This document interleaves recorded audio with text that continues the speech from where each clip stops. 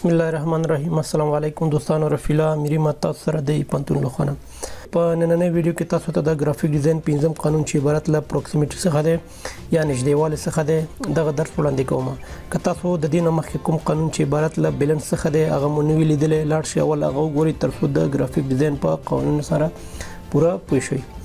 را به شو اوس پروکسیمیټي ته چې پروکسیمیټي څه ته وایي. په ډیزاین کې د دوه عناصرو یا د دوه څخه زیات عناصرو یو بل سره نږدېوالی ته پروکسیمیټي وایي. او دا نږدېوالی چې دی هله زموږ په ډیزاین کې منځته راځي کله چې موږ د معلوماتو یو ګروپ جوړو. او بله دا چې پروکسیمیټي په واسطه زموږ په ډیزاین کې ارتباط منځته راځي.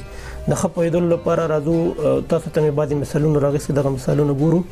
تاسو وګورئ چې د پروکسیمیټي څخه څنګه په ډیزاین کې استفاده شوی. را به شو دغه مثال د که چېرته تاسو دغه مثال ته ځیر شئ په ښي لاس چې دی د پروکسیمیټي څخه استفاده نه ده شوې، لیکن د چپ لاس څخه چې دا ډیزاین دی دلته د پروکسیمیټي څخه استفاده شوې. لیکن که چېرته تاسو دلته وګورئ دغه ګول شیپونه چې دلته استفاده شوی دلته تاسو ته کوم معنا نه ورکوي، لیکن دلته وګورئ د پروکسیمیټي څخه استفاده شوی چې تاسو ته د یو ګروپ معنا تقریبا ورکوي. بل مثال چې دی څنګه چې تاسو ته ما ویلې چې د پروکسیمیټي څخه موږ د ګروپ په اساس باندې استفاده کولی شو.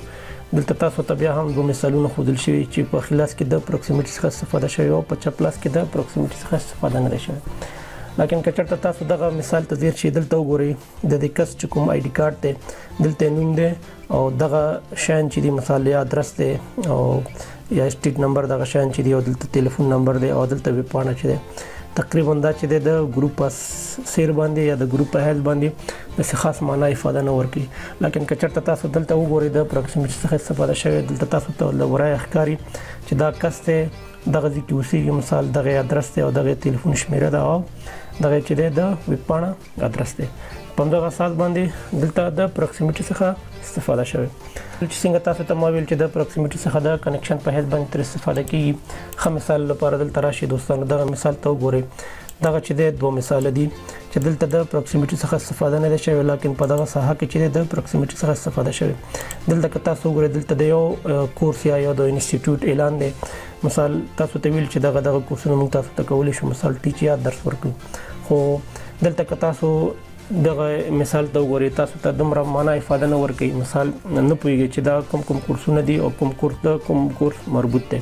نو دلته که چېرته راشي دلته تاسو ته د پروکسیمیټي څخه استفاده شوې. تاسو ته ویل چې نیوز اناونسمنټ بیا په نیوز اناونسمنټ کې دغه کورسونه تاسو ته درس ورکوي چې تاسو ته دلته د کنیکشن په صفت باندې دغه مثال ښودل شوی او دلته د پروکسیمیټي څخه ډېر ښه استفاده شوی.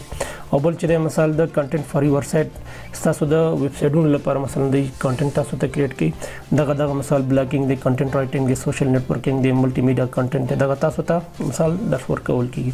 همداسې ستاسو د ډیزاین په ویب پاڼه کې مثال دغه د ګرافیکس څخه مثال د ګرافیک وارس دی، مثال فلش ان اکشن سکرپټ دی، مثال ویب پیج ډیزاین دی، دغه شیان تاسو ته درس ورکول کیږي.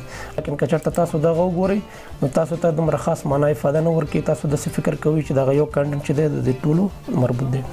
دوستانو دا د ګرافیک ډیزاین پنځم قانون چې عبارت له پروکسیمیټي څخه تاسو ته مې وړاندې کړو. د نورو ویډیوګانو لپاره زما چینل سبسکرایب کړئ او د بل بټن کې کېکاږئ. تر بیا مو په خدای سپارم. ښه وخت ولرئ. الله پامان.